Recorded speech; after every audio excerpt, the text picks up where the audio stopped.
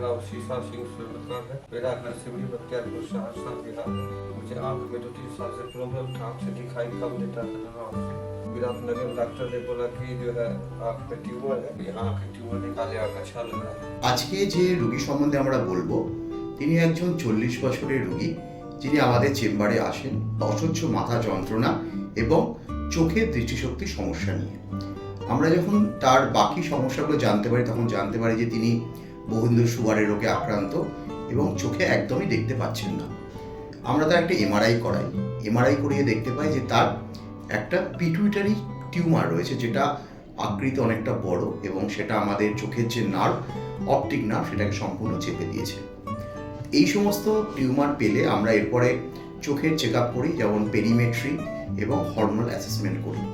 সেগুলো করার পর দেখা যায় এটা non functional pituitary macro adenoma, যেটা কম্প্রেস করছে অপটিক নার্ভকে।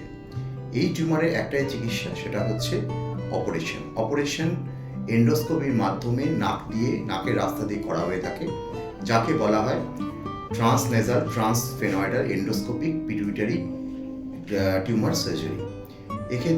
এই ক্ষেত্রে আমরা ইএনটি ডাক্তার ডক্টর প্রসূন দত্তকে সাহায্যে এই টিউমারটার সম্পূর্ণ এক্সিশন করে ফেলি।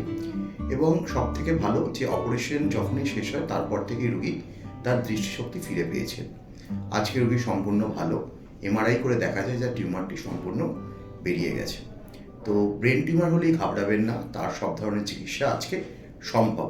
আমাদের কাছে একজন মিডল এজ মেল আসেন with headache and vision loss. তারপর এমআরআই করে দেখা যায় যে ওই ভদ্রলোকের মাথায় পিটুইটারি বলে একটা গ্ল্যান্ড থাকে, সেখানে একটি বড় সাইজের টিউমার রয়েছে। তো অপারেশনটি হয় সম্পূর্ণ এন্ডোস্কোপিক্যালি, মানে নাকের মধ্যে দিয়ে একটা ক্যামেরা ঢুকিয়ে আমরা ব্রেনের ওই জায়গাটায় গিয়ে ওই টিউমারটাকে বের করার পর ওটাকে রিকনস্ট্রাকশন করা হয়, যাতে ব্রেনের জল নাক দিয়ে না বেরিয়ে আসে।